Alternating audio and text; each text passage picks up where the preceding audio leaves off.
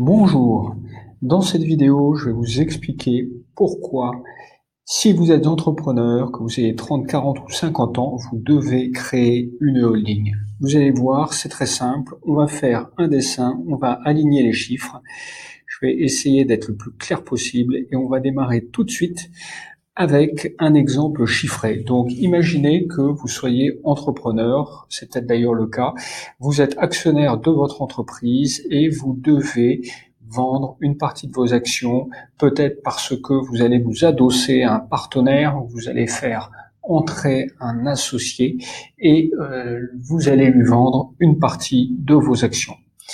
Imaginons que vous fassiez un gain financier lors de cette opération de 100 000 euros. 100 000 euros, aujourd'hui, en France, vous allez devoir le déclarer sur votre déclaration d'impôt sur le revenu et vous allez payer ce qu'on appelle la flat tax qui s'élève à 30% du montant de votre gain. Donc là, le calcul est simple, vous allez payer 30 000 euros d'impôt. Il vous restera donc 70 000 euros dans votre poche. Ça, c'est la fiscalité des particuliers, c'est ce qu'on paye lorsqu'on est actionnaire et qu'on vend ses propres actions en direct. Ce que vous devez savoir maintenant, c'est que lorsque une entreprise détient des actions d'une autre entreprise et qu'elle les vend 2 ans au moins après avoir acheté ces actions et qu'elle réalise un gain financier, par exemple ici de 100 000 euros également, eh bien la taxation de ce bénéfice, ce gain, n'est seulement que de 3%.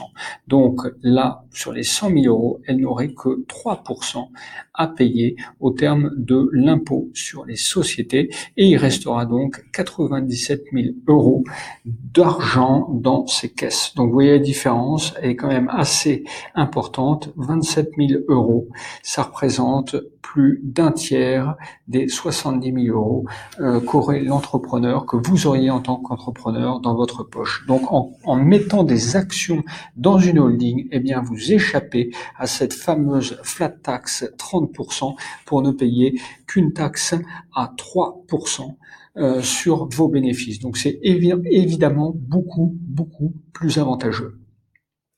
Maintenant, dans quelle proportion répartir ces actions entre investissement à titre personnel, investissement direct et investissement via une holding? C'est une question qui m'est souvent posée. Je vais vous expliquer ce que j'ai fait moi à titre personnel.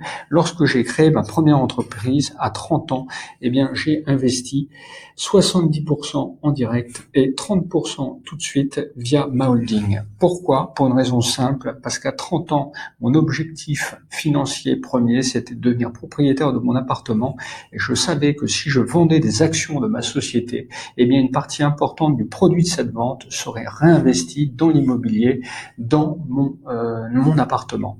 Donc c'est ce qui s'est passé. 10 ans plus tard, j'ai vendu ma société, ma première société, et j'ai encaissé 70% du produit de la vente que j'ai pu utiliser pour m'acheter mon appartement.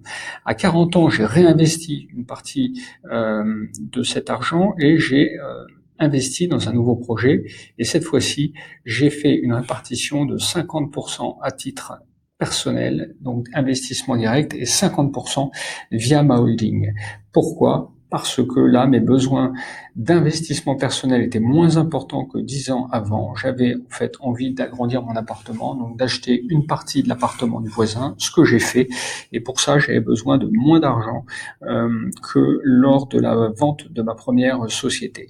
Et 10 ans plus tard, j'ai revendu cette deuxième entreprise, je l'ai vendue tout simplement, et j'ai réinvesti dans un nouveau projet, et cette fois-ci, vous voyez, j'ai fait un investissement à 30% en direct et 70% via ma holding, vous l'avez compris, tout simplement parce qu'à 50 ans, eh bien, mes besoins n'étaient plus tout à fait les mêmes qu'à 40 ans et encore moins qu'à 30 ans.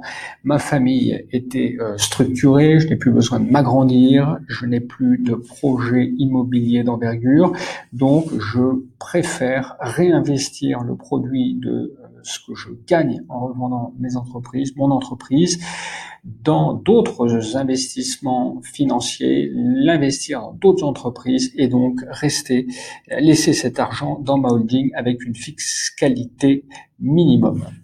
Voilà, cette grille de lecture, vous pouvez vous l'appliquer, vous avez probablement entre 30, 40 ou 50 ans, vous pouvez en tous les cas vous en inspirer pour faire vous aussi votre propre répartition.